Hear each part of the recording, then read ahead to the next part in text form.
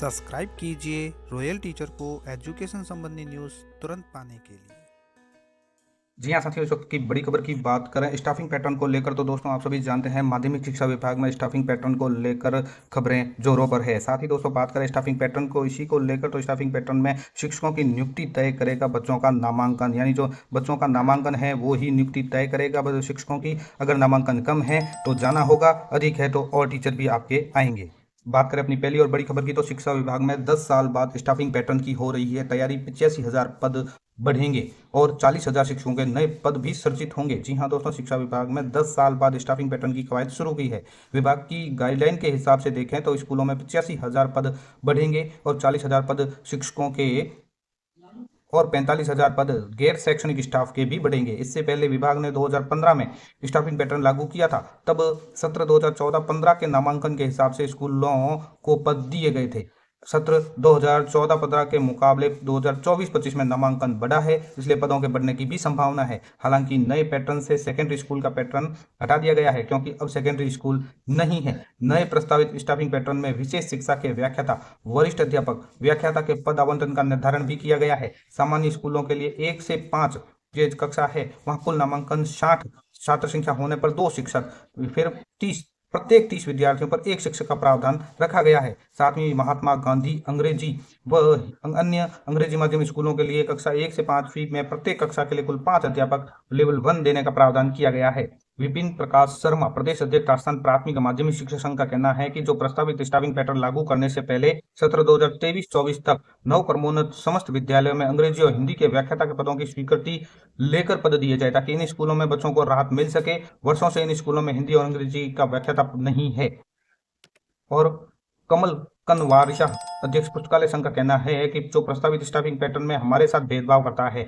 नए staffing pattern में 6 से 12वीं तक छात्र संख्या के अनुसार तृतीय श्रेणी लाइब्रेरियन का पद देने की बात कही गई है, जबकि पीटीआई का पद 1 से 12वीं तक छात्र संख्या अनुसार दिया जा रहा है। साथ ही पुस्तकालय का कार्य कंप्यूटर अनुदेशक को देने की बात कही गई है, जो न्याय संगत नहीं है। बात करें इसी के संबंध में स्टाफिंग पैटर्न को लेकर तो नामांकन तय करेगा शिक्षकों की नियुक्ति, अधिशेष पर जूनियर का होगा तबादला। शिक्षा विभाग में शिक्षकों कर्मचारियों में होगा बड़ा फेरबदल, कक्षा व नामांकन के आधार पर तय होगी शिक्षकों की नियुक्ति। जी हाँ दोस्तों, प्रदेश के सरकारी स्कूलों में एक बार फिर से स्टाफिंग पैटर्न लागू होगा, जिससे नामांकन के अनुपात में एक बार फिर स्कूलों में नए सिरे से तय किए जाएंगे वहां शिक्षकों की नियुक्ति कैसे हो। अधिशेष होने पर शिक्षकों को आवश्यकता वाले दूसरे स्कूलों में समायोजित किया जाएगा। इस संबंध में माध्यमिक शिक्षा निदेशालय ने स्कूल स्तर नामांकन के आधार पर कर्मचारियों की संख्या का संशोधित मापदंड है वो जारी कर कमेटी का गठन भी कर दिया है। माना यह भी जा रहा है कि नए सत्र से पहले प्रदेश भर की स्कूलों को जरूरत के हिसाब से पद और शिक्षक है वो मिल सकेंगे। हालांकि समायोजन के नाम पर हजारों शिक्षकों का स्थानांतरण भी होगा। सीनियर तो वहीं रहेंगे और जूनियर की होगी विदाई। अधिशेष होने पर शिक्षकों के समायोजन प्रक्रिया में पहले से नियुक्त कर्मचारियों की सीट तो सुरक्षित रहेगी।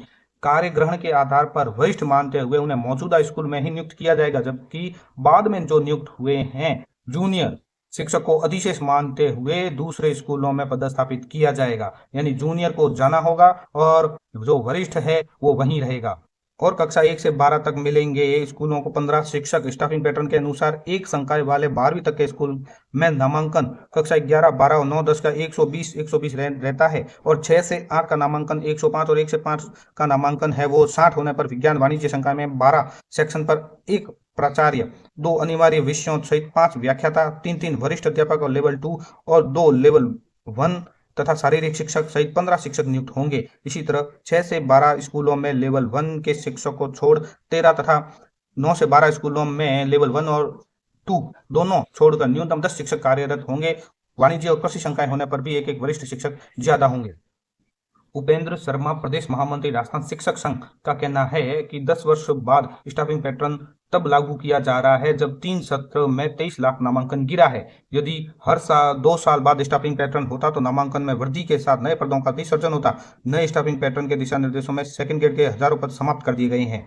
इसी तरह बसंत कुमार ज्ञानी, प्रदेश प्रवक्ता राजस्थान वरिष्ठ शिक्षक संघ रेस्टा का कहना है कि स्टाफिंग पैटर्न लागू होना अच्छा है, लेकिन इसकी 2 साल में समीक्षा के नियम की पालना भी होनी चाहिए। 2021 के बाद सीनियर सेकेंडरी स्कूल में क्रमोन्नत स्कूलों को भी अच्छे विषयों के पद मिलने चाहिए, तभी स्टाफिंग पैटर्न की सार्थकता है।